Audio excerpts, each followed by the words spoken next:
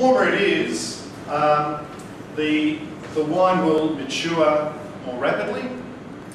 If it's at 30 degrees in my car boot, it's going to mature very rapidly and become quite undrinkable within a period of months.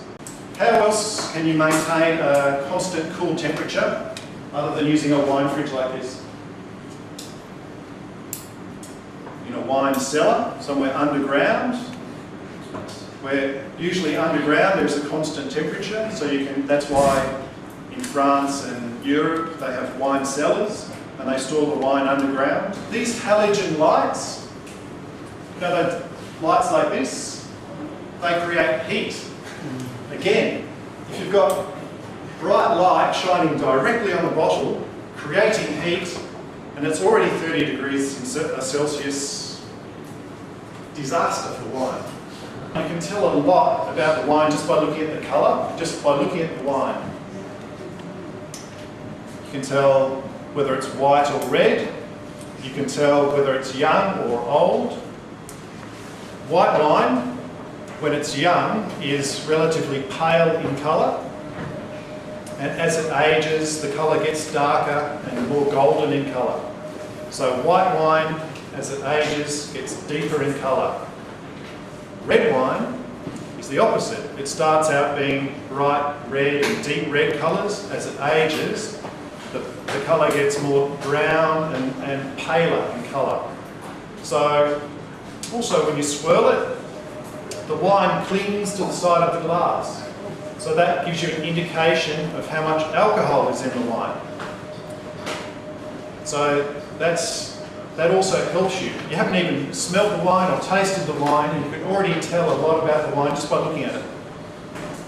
Then, once you've looked at the wine and made some judgment about the wine based on its appearance, you can then smell the wine. Just gently swirl the wine in the glass before you smell the wine, because that increases the surface area of the wine in the glass and catches the aromas in the glass. So then, put your nose in the glass, gently smell. This takes practice. I'm sure some of you girls, when you go to a perfume shop, you smell all the different perfumes, and it takes a bit of practice. You go, oh yeah, this one smells like roses and musk, or the men's aftershave, or sandalwood.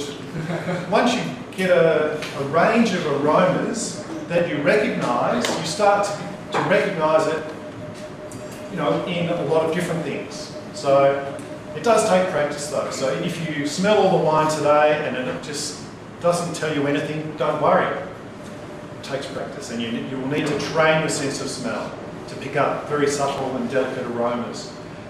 But if you do, it makes wine very enjoyable.